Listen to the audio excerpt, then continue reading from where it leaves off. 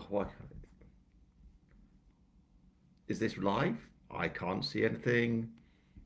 I'm hopeless at this. Absolutely hopeless. Oh, now I'm live.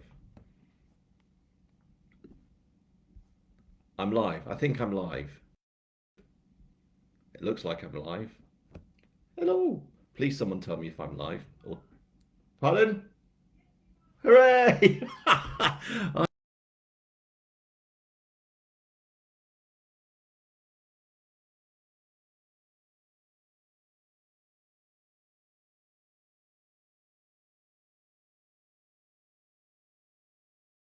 was in with that. Oh, that's nice. Phew. That's good to see that people are actually joining in. Right. Launch of book 7 of Grimm, which I'm really quite amazed about. How can I have written 7? I'm not really sure. But as with all these live launches, they have to begin in a certain way. Beer. So I have an array of beers. I've already opened one, I haven't poured it yet. I'm starting with Askrag Ale. Thanks, Emma. Yes, I'm live. John Cleworth is saying, from sunny Yorkshire, looking forward to some serious cheese and cake action. Have you ever tried a pickled onion into the combo with cake? Pickled onions with cheese and cake. That may have to happen, John. Right, anyway, beer. We'll pour this into here. It's going to be the same old me nattering, pouring a beer quite badly. I'm terrible at this. And then, hello, Nolene Watson, hello. So beer, continue with the beer. Obviously have an extract to read through, and that won't take.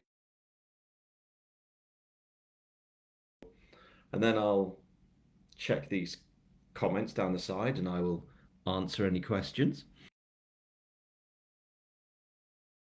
Things that aren't the fruity cake, because people have commented in other things about things they have. Obviously, we've just had John say that he has pickled onion with cheese and cake. But I'm going to have some other things. So I've got some ginger cake and an apple cake, well, apple pie, and some honey. I know. You get to watch me eat. How lucky am I? Well, how lucky I just eat and you get to watch it. I've nearly finished the pouring. There we go. I'll just put that over there. Cheers to everyone. Is anyone else joining in with this beer business? It's good. Marvelous. I'll put that there. So, how have you all been? Gordon, you love me, clearly, of course you do. Gordon Smith, also known as Alex Smith, author of the DCI Ket series. Hello. So what have you all been up to? Obviously, I've taken an extra month to get a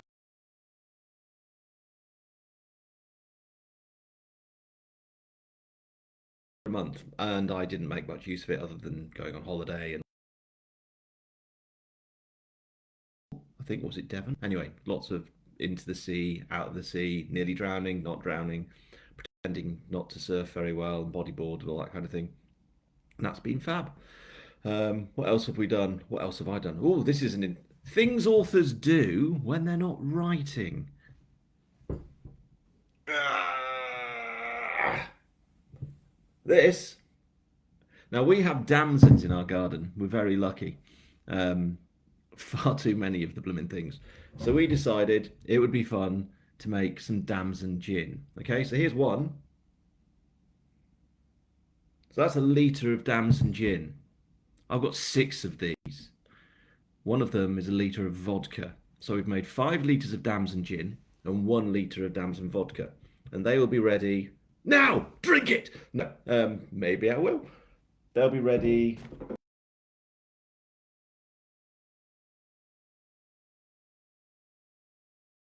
Some booze to drink, which will be nice. So that's one thing. We've got Nolene, she prefers a vodka and a ginger ale. TC Harker, Askrag Ale from the Yorkshire Dales Brewery, and Askrag is one. There is.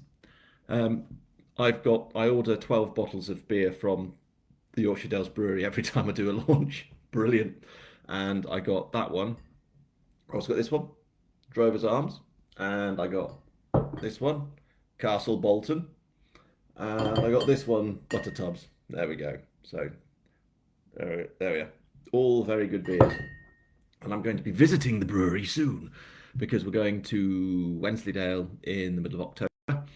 I'm going to be doing a tour of stuff really. I'm going to go and sort of do some little videos and photos and all that kind of thing of the various locations and just because we need a holiday and it'd be nice and I can get to see my mates up there. So we're going to see a couple of old school mates. Particularly, we'll go and see Dave Cockett, who is of the Cockett's Butchers.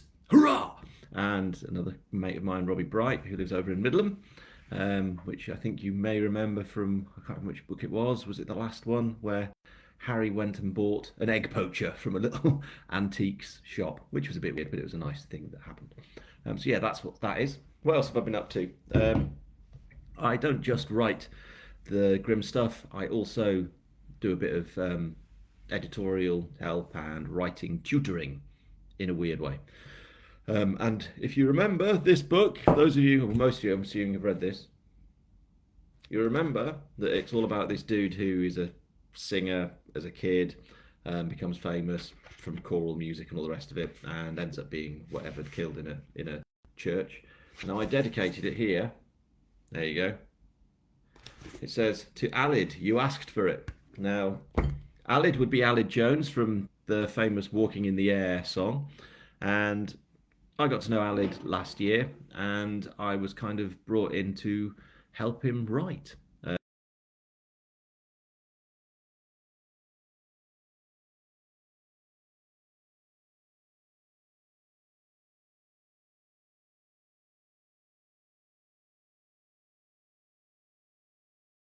Really wanted to write it himself, so I was quite harsh, but it was great fun. And I got this today, which was fab. I've got this. Bobby Dean Saves Christmas by Alid Jones. There we go. So that's his first book. So that's something else that I've been doing over the past year and a bit now and again. And I've got two more to do with him. So I'll be sort of tutoring him through that, which is all a bit of a laugh. So that's something else that I do. Isn't that interesting? Isn't it? Isn't it really interesting? More beer. Who else? Oh, I've got Robert Ian Shire, as he said, I have made bramble whiskey and damson gin. Now, my dad makes bramble whiskey and it's revolting. I love whiskey. I love a bit of single malt. I've got some Lafroig in the house. Yummy. But bramble whiskey is just wrong on about 1,000 levels. It's sweet and blech. So he loves it. I think it's disgusting. So no. Hello, Hannah. Hannah Elizabeth, everyone. She edits my stuff and various other writery types. Robert also made damson. Damson gin is very good. You Farm Orchard. Oh, nice. TC Hart, give me a shout. I'll cook you a meal at the Fox and Hounds West Witten. Oh, yes, of course. Indeed. We'll take you up on that. Be nice to go to the Fox and Hounds at West Witten. Used to drive to that an awful lot on the way from Hawes through to Leyburn School. So yes. Now, who wants me to read an extract? Probably no one, which is fair enough. But I'm going to anyway, because I'm like that. I've only got a few words. Well, like 3 or 4. There's about 800, I think. So I will read that to you. It's an extract from the first chapter. It doesn't start at the beginning, it's an extract. So a bit of a setup is what's happened. Harry has been woken up in the middle of the night. Phone call from a mate of his, Big Dave. Now, he met Big Dave in book 1 on his first day in Hawes. Dave came and he met him at the community centre, and Dave helped him and guided him around a bit, and turns up now and again in the books because he's just like that. He's nice. He works offshore, but he's now and again around, and he's kind of a good mate to Harry and whatnot. Now he gets a phone call from Dave. Dave has been out at a little valley just on the other side of on the west side of Hawes, called Snazeham, which is a wonderful name and delightfully spelt. I'm not going to spell it out loud because that would be weird and probably wrong. I'm bound to spell it wrong. But that's where Dave's been. He's been to Snazeham in the middle of the night. And the reason he's been there is because he's well into his wildlife. He's had some wildlife cameras set up, and it's amazing. But then he discovers something that he thinks he needs his mate, old Harry Grimm, to come and have a look at, like. So he gives Harry a call. And Harry has to go out in the early hours of the morning, 1 or 2 o'clock, and drive over to Snazeham and see what exactly it is that Dave has found. Oh, just a couple of other comments. We've got Marianne Moncrief. Moncrief, good name.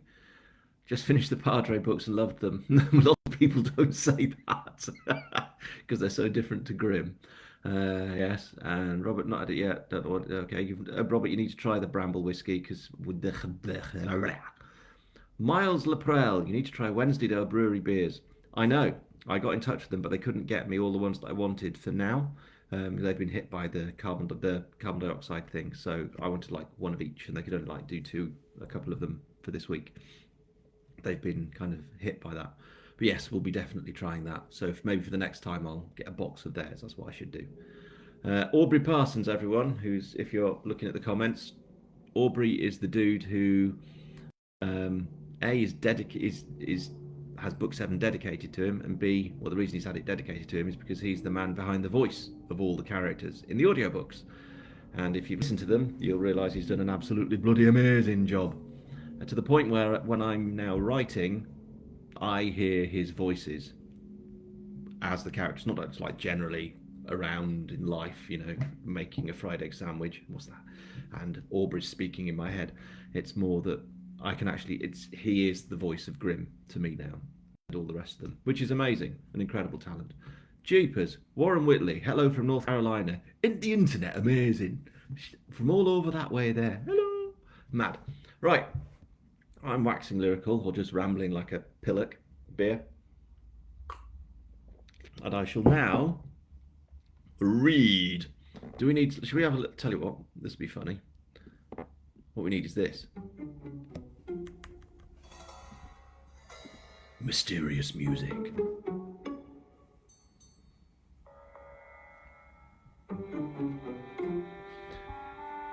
This is the kind of stuff I listen to when I'm writing. You're not interested, I know, but I can't write in silence. That doesn't mean that I sit there just shouting and bellowing, although I do that. I put cans phones and I listen to random music, and this is a Spotify. This while I'm writing, which is, you know, just something I do. So anyway, there we go. That's that mysterious introduction to the reading. So I'll turn that off. And now I'm going to read. So as I've said, Harry's had a call from Dave, his mate. Dave's out in Snazeham. And Harry gets in the car, drives over to Snazeham. It's this lonely, bleak valley outside Hawes. So, if we're all sitting comfortably.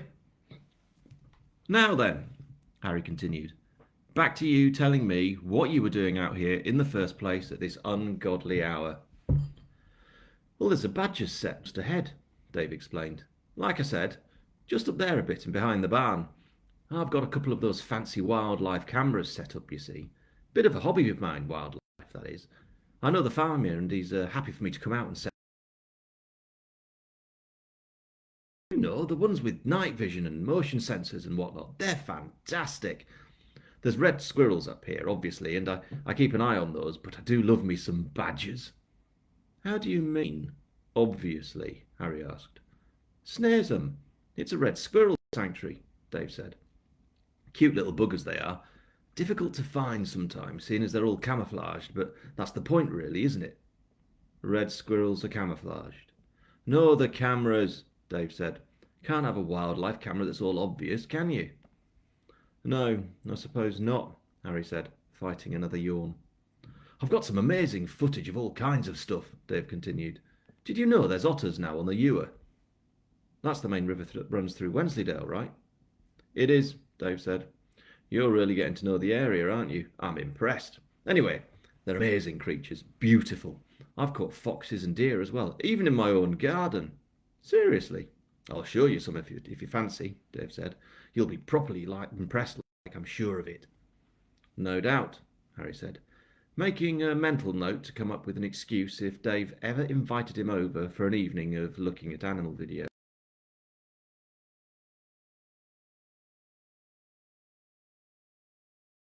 There's badgers away and behind the barn a bit, just in among some trees. I've been keeping an eye on them. The cameras are good, but sometimes it's nice to get out and to just see them with my own two eyes, as it were. And I've got some fancy night vision binoculars as well. Cost me a few bob like, but, well worth it. I've not used anything like that since I was in the Paras, Harry said, a flood of memories suddenly crashing towards him. But he stepped to one side and let them rush past. Now was not the time. They were close to the barn now, and Harry saw that a large double door was stood open, swinging a little in the breeze.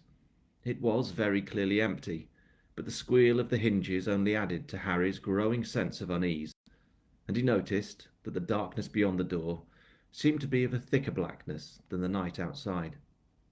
So anyway, Dave said, I was driving along the lane, and I saw headlights, which I assumed were just the farmer out and about.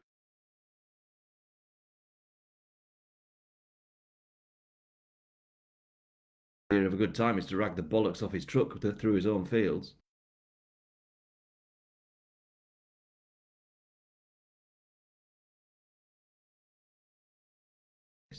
Harry asked. Dave pointed back up the track. So I came round past the trees back up there, like on our left, and I think my headlights must have spooked whoever it was, because the next thing I know, bright lights are coming at me from this barn here. I pulled off the track quick, because there was no way they were stopping, and they just flew past me like the devil himself was after them. Well, that's a bit strange, Harry said. And you're sure it wasn't the farmer? I'm positive, said Dave. I gave him a call just to check, in case it was an emergency or something, but it wasn't him. So you carried on to the barn? I did. But I walked, you see, so as not to disturb the wildlife. I know that was a bit pointless after that idiot came herring out of there with all engine noise and bright lights, but it's a habit I've got into. And that's when you saw it? Blood, Dave said. Lots of it. And there you go. That's the extract. How was that? Doesn't it? Was it sound exciting? I don't know. I hope so. I had great.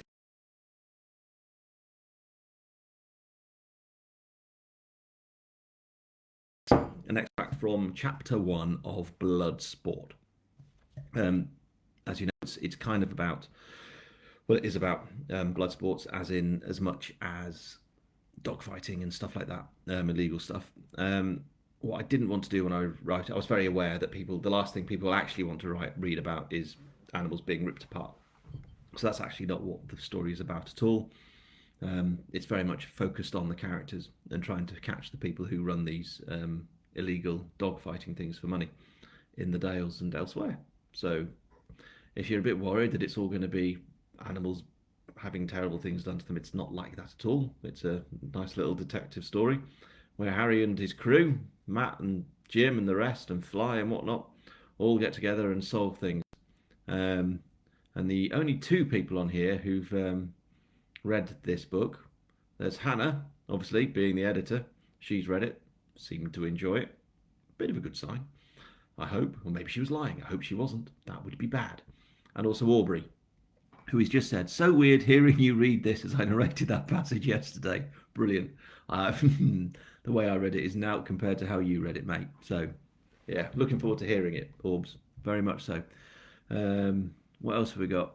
Adrian Round, rereading Grimm Up North and still finding bits I missed. Read Padre and loved it. As a Yorkshire man, we had cake and cheese at our wedding. Bloody lovely. Keep up the great writing. See, cheese and cake. It's a thing. More people should do it. Right. So that's the extract. I'm having this beer. I've given you an update of things I've been doing. I've been surfing. I've done this book. I've helped Alid with this book, obviously. And obviously there's this, which I'm not going to drink now. Maybe I'll try it at the next launch. And the next launch should be end of November-ish, early December. Maybe I'll try and Damson vodka, see how they are. That'd be a bit of a laugh. Bit more beer. Food, right. Obviously there's the old classic, isn't there? We all know the old classic, which is cake and cheese. So I know that cake and cheese is very good. So a little bit of cake, a little bit of cheese. Jobs are good, and you see. Put those two together. Yeah. Oh, nom, nom, nom. That's amazing. When the cheese I'm eating, it is Wensleydale, but it's the Kit Calvert one, which is kind of different to the Wensleydale that everyone's used to. It's almost like a cheddar, really strong, yummy, yummy, yummy. Wow, that's good. Now, what shall I start with? What's John saying? Sounds great contrast to when I started reading your stuff back in the Dead and Damned. You, John. This is interesting. John's saying he read my Dead and Damned stuff, which is back when I was writing. It's a decade ago, over a decade now. Goodness me, 13, 14 years? Did I start them? 13 years maybe. When I was doing my children's and teens horror stuff. Oh, Hannah's just she loved it. That's good. I'm glad. She could be lying though. Hopefully not. Anyway, so John read my Dead, Dark and Damned horror trilogy, which is still around. I don't think it's published anymore, but you can find it. I do have the rights back, so I may at some point publish them again on ebook. But they're kid stuff, so I don't know. I should get around to that, shouldn't I? Maybe. Yes. But yeah, so John, you read that. That's really nice to hear. And he's just read book one of Grimm, so he's got a bit of catch. Yes, you have, John. You've got a lot of catching up to do. Come on. Now he's saying, have you ever tried adding a pickled? It's pickled. Right, pickled onions.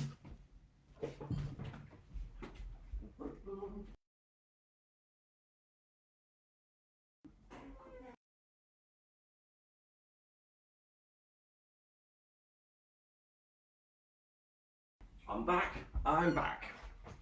Right. Never one to say no to a challenge. These are epic. My videos just turn into food, don't they? Got really bugger all to do with the writing. Right, pickled onions, is it? Well, let's just see. These are epic. These are brilliant because they're quite spicy. They've got chilies in them. Yummy. Right. Oh, who have we got? I think you need to get some pickled onions. I've got them. I've got them. Kit Calvert is exactly what I have with my cake tonight. No way. Nice one, Orbs. Good lad.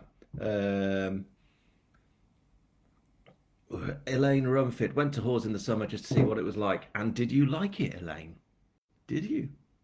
It's changed an awful lot since I was there, but it's also very much the same in a strange way. It's kind of that kind of place. Strawberry jam and cheese, yes. I used to eat cheese and jam sandwiches when I worked on a salmon farm in Scotland. Yes, kind of lived off those for quite a bit. Right, so we've got pickled onion. I'll try not to slice my hand off. The pickled onion. Bit of the cheese. I'm putting way too much here. Way too much. There's the cheese. And the cake. Right. This cake's crumbling away like a mad thing. Right. Okay, it's there. It's kind of falling apart. Oh dear, oh dear. Right. I've literally made a big crumbly mess. If only you could see. Terrible. Right. Pickled onion, cheese, and cake.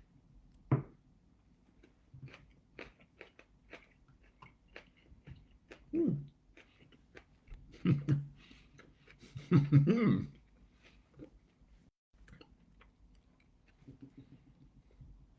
Well, I'm having that again. That's amazing. Why have I never done that before? Now there are, various weird food things like Marmite and banana. You ever had that as a sandwich? Marmite and banana sandwich. Amazing. Sounds disgusting, but you have to try it. It really is brilliant. Um, okay, Elaine, you really enjoyed it. That's good to hear. But yeah, so that's pickled onion with a bit of kick to it because it's got chilies in it. Yum. With Wensleydale cheese and cake. What am I doing? It's just so strange. Oh, I'll just ask a couple. Yes, a taste explosion, John. Well done. Thank you for introducing me to that. Let's spread the word. Cheesecake and pickled onions. Rude not to. Elaine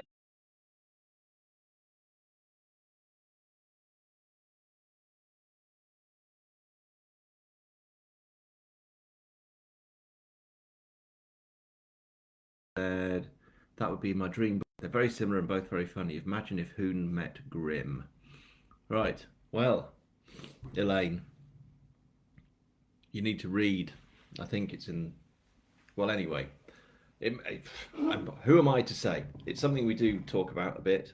If you read the DCI Ket books by Alex Smith, one of those, his character phones Grimm about a case, which is quite interesting. And Grimm does appear in one of the DCI Logan books. I think it's the most recent one. I'm not going to say why or how, or for how long, for how brief a time, but he does appear. So there's a crossover. There's like a weird thing going on where it's kind of these worlds are all combining, which is fun and a bit of a laugh. It may come to nothing. You never know. You know, they may go off on holiday on a barge together and just get drunk, and it'd be a rubbish book. You never, or they could do a case, or they may. And it's a nice thing to do, and you readers seem to enjoy it. We certainly enjoy it, and it adds. I think it adds to the world that they.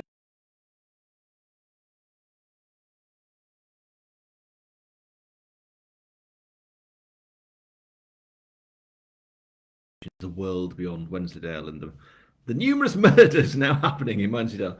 Now, if you look historically, I think the last murder in Wensleydale was 100 years ago. And then Grimm turned up and everyone's dying. Anyway, what was the next I had to do?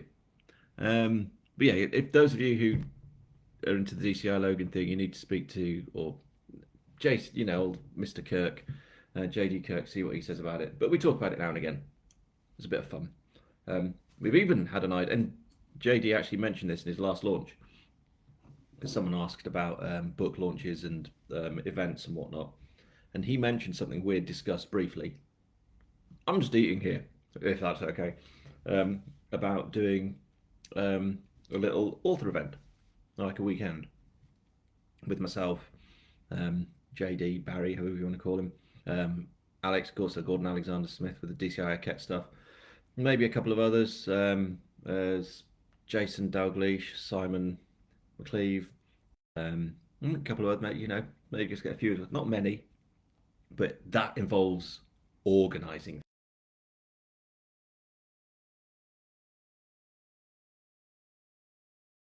Fun, wouldn't it? If we were able to next year book a hotel and do an event kind of day. We'll have to see. But anyway, on to more important things. Beer and cheese. Right. Next one. Should we try this? Right.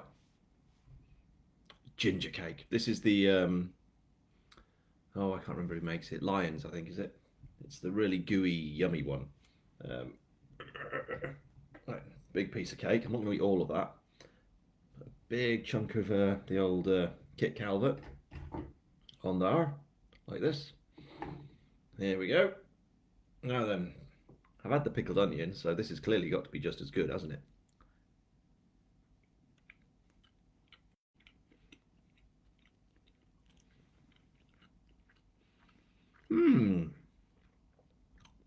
Not as good. But the ginger cake doesn't quite hold its own really. And it's nice, but it's not fruit cake, is it? But it's still good though. Still like that. Just a minute. TC Harker, whoa, they could really bring out.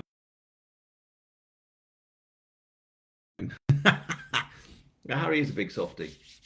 I mean, that's the thing with Harry. He's all gruff, but deep, and you know, he's a bit of a hard dude, really. But deep down, I think we've all realised he's a bit of a softie. Looks after his people, doesn't suffer fools gladly. But he's softening, isn't he?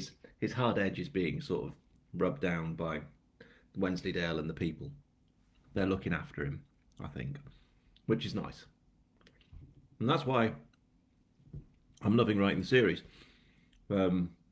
Seeing how the characters develop, really, because they have all taken on a life of their own, which is really strange. And I've had it sort of happen before, but not in the way it happens with Harry and everyone else. They're a lot more in control of what's going on than I would have expected, and it's a little bit unnerving because it's the kind of thing they're almost real. It's weird. It's like I have a real problem if there's a TV series that's a series and then the series is cancelled and these characters are left in limbo. Here's one from the 80s. Did anyone remember a series called Dungeons and Dragons? Cartoon, wonderful animated series where these kids they're on a roller coaster and they get swept into this other world. And I can't remember who the bad guy's called, but there's this little dungeon master dude, and they have to go on adventures, and they all become these different characters. One's like this little barbarian, another one's the knight who's really cowardly and whatnot. One's the hero. Anyway, their whole point is that they have to. The ultimate aim is that they get home. That series was never finished. They never got home. So in my head, they're still stuck in that world. They've never got home. These characters, they are in limbo, and I think that is horrendous. I find that really, I don't like it. It's just not right. If you're going to write a character, have the decency to give them a decent life ending, whatever. Just finish the blooming story. Don't let it. That's not nice. Nobody wants. They want boom, hey, don't they? Not. That's just not right. So yeah. Anyway, what have we got here? What about a bit of Yorkshire parking? Yeah, people keep telling me about parking. Had a bit of shoddy parking a few years ago. It was rubbish. It was kind of like eating, well, not even cardboard. It was just the worst thing. It was, as you brought it towards your mouth, if you listened carefully, you could hear your body dehydrating. That's how bad the cake was. And it got closer and it, help me, help. It was weird. So, a bit of an issue with parking. So if you know where to get some, I could make some, clearly. Maybe I should make some parking for next time. Oh, maybe I'll have it. What shall I have? It's okay. You can choose. Shall I have Drover's Arms, Butter Tubs, or Castle Bolton? Somebody tell me. Drover's Arms, Castle Bolton, or Butter Tubs? You'll decide. So I'm just finishing off this wee bit here. Who have we got? What have we got people saying? Do you have a finish ending to the series planned? Well, the problem at the moment is on the one hand, I kind of want to keep writing them forever. On the other hand, they do have to come to an end at some point. It's just the ending has to be nice so that they are okay rather than. So yeah, I'm not quite sure. I definitely want to do 12 of the Grimm books, so we'll just see how we do. 12 would be good, I think. Maybe more. I do have an idea for. Well, I want also to do another series based in Somerset. Jane said, my connection keeps dropping. Signed, mine does too. Thank you for another book. You've provided brilliant distraction over the pandemic. The characters really have developed organically. Still want another Padre. Please look after yourself. I had another part. The funny thing was, I was looking at those and I thought it'd be fun to write another horror book, wouldn't it? So you never know. I might do. Gordon's saying, Gordon Smith, everyone, take note. DCI Cat, brilliant books. That was my favourite show. I always thought they got out at the end. I must have made it up. They never got out, Gordon. They're still stuck there, mate. Forever. Maybe we should write it. Claire! That's hilarious. Right. Claire's turned up. I went to university with Claire. And she does amazing gin. Do I have a... I put the bottles... I've drank 3 of them over the summer, I think. Isn't that right, Claire? 3? Yeah, feel free to, tell everyone about your gin. Claire does the best gin. Papillion gin. Is that right? Is that how you say it? Papillion? Papillion. But it's fabulous. I'm not massively into gin. Gin's nice to drink and get a little bit tipsy on. Claire's gin is amazing. I'd heard she'd made it. We were back in touch. So I ordered a bottle. Blown away, but absolutely superb. One of those gins you just go, oh, that's what good gin tastes like. It is that good. So Claire Hine, brilliant. But anyway, hello Claire. This is weird, isn't it? How many years is it since university now? 25 since we left?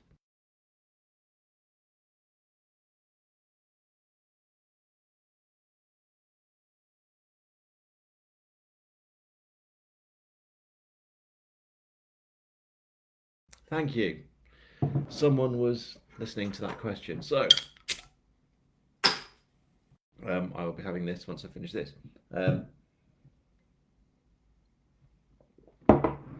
Right, I've got this one to have. What was the next thing I was going to eat? I just like eating. I know. Let's have this. The next one is a load of people were on about. Oh, we have apple pie and cake. Apple pie and cheese. I had never heard of that. I've not made an apple pie. Sorry, I should have done. Bad Dave. Bad David. But I did go to Marks and Spencer because I'm well posh, and I bought an apple cake pie thing that is refusing to come out of its little thing. This is really not going well at all. Does it come out? There we go. Pie. See, it looks big like that. There we go. It's massive. Here, tiny perspective. So I'm now going to have. Actually, about Claire. Not only did we go to university together, we were on the same course. We both did outdoor ed, which essentially consisted of people wearing Ron Hill's fleece jackets, walking boots, and looking consistently like they were either about to go off to or have come off of the hills. That was the course. Bit weird. It was fun though. We had fun. And Claire, I think we both did. We do the Canadian canoeing. We did, didn't we? Yes, we did. We had some expedition. We all went to Spain and blah blah blah blah blah. But it was fun. 4 years in Ambleside in the Lake District, which was tremendous. I mean, that was the best part of it, really, living in Ambleside. And if you've ever been to Ambleside, isn't it brilliant? And if you haven't, go. And obviously, the best pub in Ambleside is the Golden Rule on Smithy. Is it Smithy Brow Hill? Yes, it is Smithy Brow. And I lived at 5 Smithy Brow, which was 52 steps from door to bar. That's how close we were to the pub. Literally 52 steps. Open the door. All right, John, 3 pints, please. Pint of Hatter's Mild, pint of Best, and a pint of XB, I think. Was that right? That sounds about right. Not sure. Haven't been for a very long time, but that should be rectified. Anyway, on with the consuming of food. Apple pie and cheese. I don't know why anyone's watching this. How many people are actually? There's 13 people watching me eat. Why? Anyway, here we go. Look, cheese with Marks and Spencer, so it should be good. I'm sure it isn't. Apple pie. Okay. New comments. Oh, there's new comments just about. Here we go. Oh.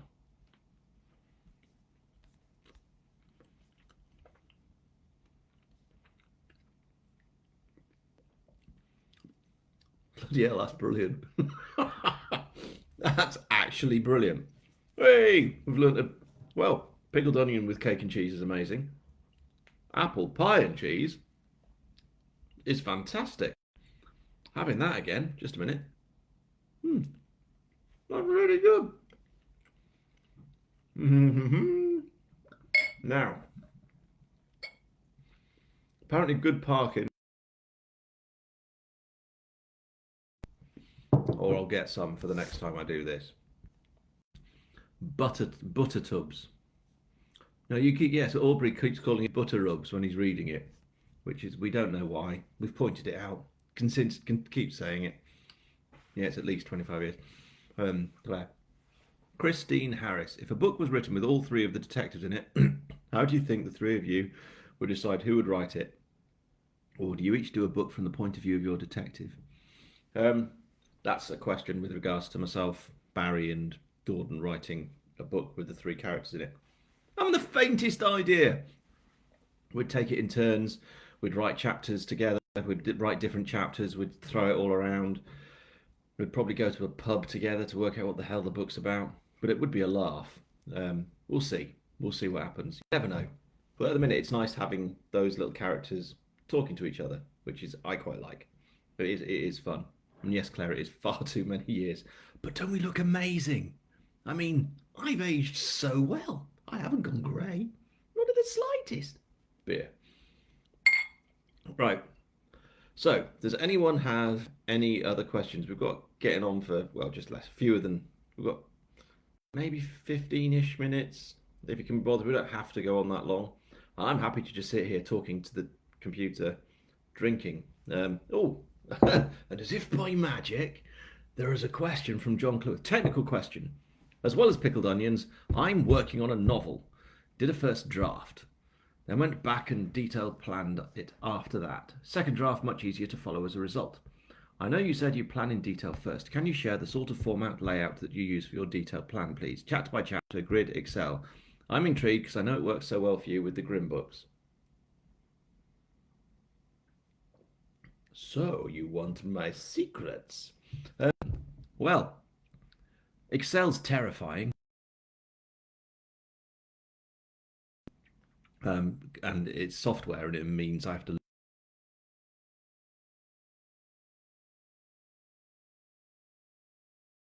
really irritate me. I am pressing the right button. There. It still doesn't work. That's me. Still. So I don't do that.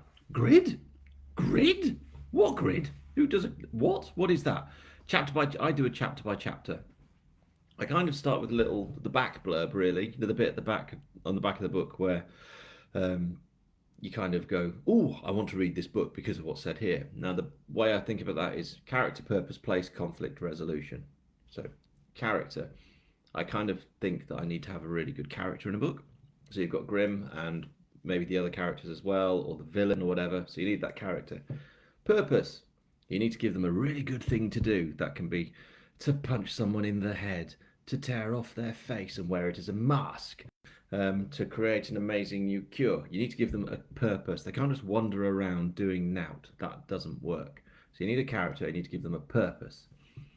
Character, purpose, place. You need to set it in a really good location. I set mine in Wensleydale because I know the place really well. And obviously there's a lot of nostalgia in some ways that I write because I was there as a kid. So I'm not completely up to date, but I do obviously check things with my friends. So I really know the place. If you're writing, you really do need to know the place that the characters are set in. So character, purpose, place, conflict. They're all the stuff that gets in the way of your character achieving their goal, the purpose. Okay? They can't just go, I need to do that. Oh, I've done it. The end. That'd be rubbish. If they have to climb a tree, for example, that's their goal, to climb a tree. You can have a story where Bob climbs the tree, the end. That would be boring. What you want to do is Bob tried to climb the tree and there was a troll and it chewed off his legs. Now Bob has no legs and he's still got to climb the tree, so he crawls across the ground to try and get to the tree. As he's crawling across the ground to get to the tree, killing the troll who ate his legs, he then gets attacked by snakes and the snakes go up his nose and they chew a little bit of his eye. And now he's blind in one eye. So he's now got no legs and he's only got one eye, but he's still got to get to the top of the tree. He gets to the tree, having got past the troll and the snakes. You know, the troll's eating his legs and the snake's eating his eye. He's climbing up the tree, and then these little things, they start throwing spears at him, and other flies come in and get him, and there's a big machine gun, and there's lots of volcanoes, and he's trying to... So that's the conflict. Bad example, but you need to put things in the way of them achieving their goal. Character, purpose, place, conflict, resolution. What happens at the end? Bob gets to the top of the tree. So that's what I try and put into what I'm trying to think about. And then I kind of develop that further and further. So you kind of had to, I kind of like plant, another way is thinking it, I kind of plant a seed, and that's my seed of an idea, and then that grows into the tree. Does that make sense? I don't know. And then I do a chapter plan, and then halfway through the chapter plan, I ignore it because the characters decide to do something else. I also generally just write a chapter at random. So I'll just start the book without even planning a thing to see what happens, see what the story feels like. So I've got an idea, so and that's the sound my computer makes. It's full of really tiny little mice who make really weird sounds. And every time I hit the keyboard, they press a key and the letters appear. So that's what I do. It's a chapter by chapter, but I start with a simple idea, which is character, purpose, place, conflict, resolution. Good character. So I used to do this thing with kids where I go character, purpose. What is it? Character, purpose. All right, anyway. So anyway, character, purpose, place, conflict, resolution. Say that to yourself all the time. I need a really good character. I need to give them something to do. I need to set it in a world I understand. I need to put lots of things in their way to achieve that thing, and then I need to come to an end of the story. So there you go. That was something, wasn't it? What else we've got here? I hope that sort of answers your question, John. Probably not. DC has said, I have recommended Grimm to my village book club. Really? Some of the members do not use Kindle. Are the books available in print? One lady said she'd contact the publisher. But no one's contacted the publisher because the publisher is me. And actually the publisher is Amazon. So they are all available on paperback. So just buy them off Amazon. Okay, so that's the easiest thing to do. I've done things with, I've had a few book clubs who've contacted little book groups, reading groups who've read the books and asked to do like a little video chat with me, which has been great fun. So if your group do that, I'm happy to do that as well if you want to, which would be fine. The place part in Grimm is absolutely accurate, and the reason I'm very, very keen on that bit of it, the geography of the place. I'll go onto Google Maps, drive around and see things and describe things and whatever. And I really want you to have that sense of place so that when people, because people are, which is weird, when people go to the Dales, having read Grimm, or they've been there before anyway and they've read Grimm, they go to the Dales, they can see that what I'm describing is what they're seeing. At least that's what I hope. You never know. Who knows?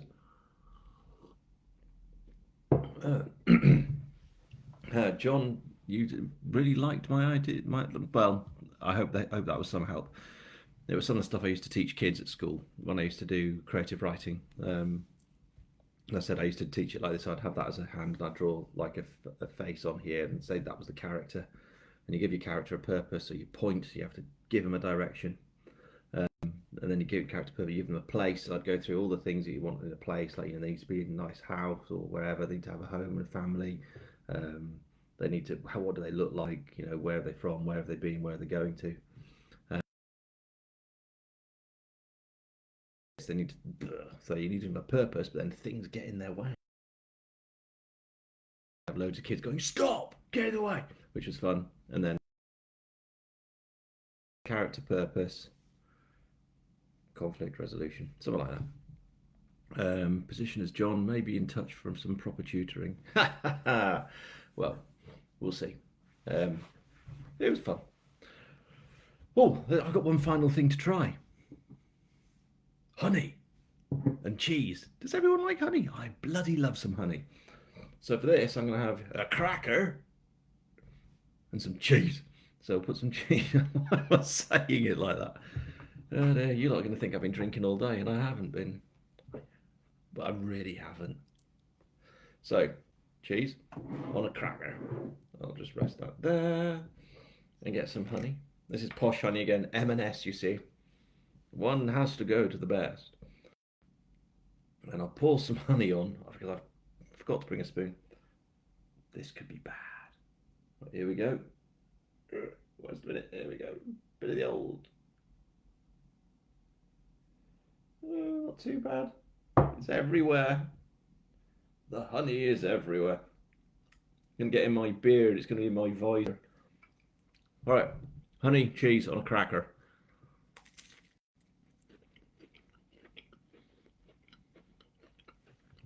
That's bloody lovely, that is. Love that. So yeah, any more questions? Any more things you want to know? Any more anything? Because I'm now kind of at an end. We've done cheese and cake, and cheese and ginger cake, and cheese and apple, and cheese and pickled onions with cheese and cake. I'd never have done that, but I'm glad I have. And obviously the cheese with the honey, which was really nice. I've read you the extract, give you an update on bits and bobs. And that's me, really. The book's out tomorrow. And the paperback. That's how it works with the pre-orders on Amazon. The ebook goes out.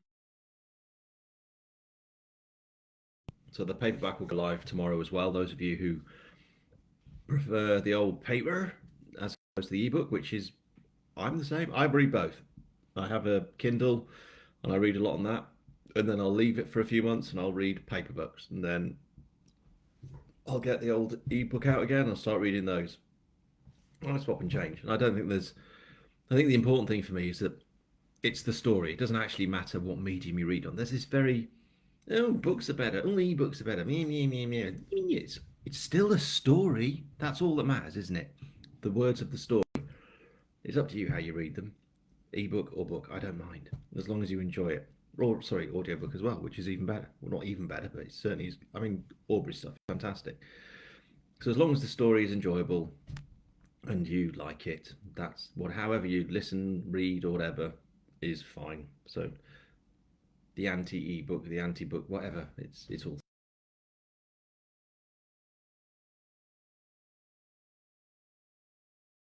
to a close. I mean, I can literally sit here and just talk nonsense for a very long time.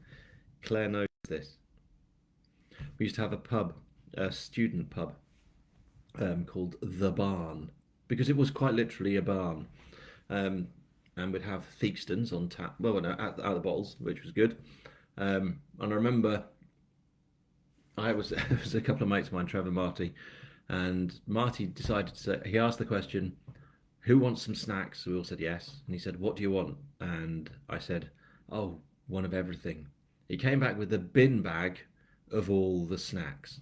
We then proceeded to open all of the snacks and we ended up with a mountain of all the snacks. We used all the bags to cover the table and we opened and filled and had this mound of crisps and twiglets and peanuts.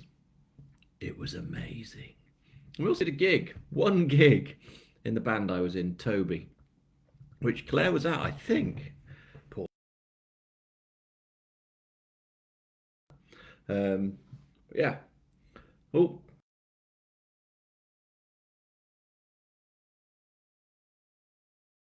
fit. I'm currently, this is something else I'm doing. When I'm not writing, I'm trying to get fit. So how much I've lost? I've lost over, yeah, well over a stone now since January, which isn't bad. But I'm training for a 27-mile off-road run in Wales in November, which is nonsense, frankly. So I did on Monday, I ran a 14-mile off-road run. I've got a 10-kilometer run tomorrow. I've got a 15-mile run on Sunday. I was swimming today. I've been to the gym. I've done yoga. I mean, it's just ridiculous. But it's fun, isn't it? So that's another thing that I do when I'm not talking nonsense and writing books. Oh, quick question. How do you pronounce the Scottish police name? Oh, Gordanian Haig. Gordanian. Gordanian Haig. It's a great name, isn't it? Shortened to Gordy. I think, I don't know where I got that from. But yeah, it's Gordanian. Gordanian. I like Gordy. She's a good character. All of them. I think they've all got a little bit of something about them. Like I didn't realise half of what was going on with most of them. It's quite interesting, and that's what I was saying about how they kind of take control of things and start kind of telling me what the story is going to be. As to what book 8 is going to be, well, we'll have to wait and see, won't we? Because I think the characters know and I don't yet, and I would like them to tell me before Friday so I can plan the story. But it'll be fine, I'm sure. Something will happen, they'll investigate it, and then we'll see a little bit more of their little lives and how they'll develop. Right, 4 minutes left. Thank you. I hope that was fun. I hope that was a quick hour of listening to me ramble, watching me drink, and watching me consume food. I'm very good at that. Do like me some food. So, thank you to everyone for still supporting me with this and following the old Harry-ness. It's been quite a roller coaster, quite a ride, really. I mean, I say roller coaster because there's been no down, and with the roller coaster, you accept that at some point you're going to go, ah! Whereas all this is like, whoa, we're going up, this is insane, and it's bonkers. So yeah, I'm really enjoying myself. Yes, by the way, it is a great name, isn't it? Gordanian. It's an amazing name. But yeah, I'm very much enjoying it. I love writing, and the biggest thing is not everyone's going to love the stuff that you write, and it'd be really boring if everyone did. But what is amazing is that so many people seem to. I mean, that is quite extraordinary. And what I do love more than anything is that it's the characters that you all love. So great. What's the other author you mentioned alongside you and JD? The other author is Alex Smith, and he writes DCI Kett, Kett. So have a look at those. They're really good. So Alex Smith does DCI Kett. JD Kirk does DCI Logan. I obviously do Grimm. There's a few other authors. J.E. Mayhew. I can't remember the name of any of these DCIs or DCs, whatever they are, DIs. But yeah, there's John Mayhew. There's Simon McLeave, Jason Dalglish. At the moment, I'm reading a Rankin the first Rankin book, so that's kind of interesting. The Rebus books. I've never read any of them. It's very good. He knows what he's doing, doesn't he? All the best for book 8. I should put the leg eating troll. It'd be a bit of a laugh, wouldn't it? Maybe I could have this little story that someone's reading to a kid. You never know. Anyway, oh, there we go. I've managed to make that 10 minutes disappear by just talking rubbish. Utter rubbish. Endless. Anyway, right. I'm going to end this because I think I should. Maybe. Looking forward to the next book. I should hope so. Right, everyone, I am cutting now. So here's to you all. Thank you so much for joining in with this and for continuing with the Harry Grimm adventures. I really hope you like book 7. I'll be cracking with book 8. Book 7 audio is in production right now. We'll get that out as soon as we can. Sorry for the delay on book 7. That was kind of just it was a victim of circumstance and stuff, but it should be out over the next.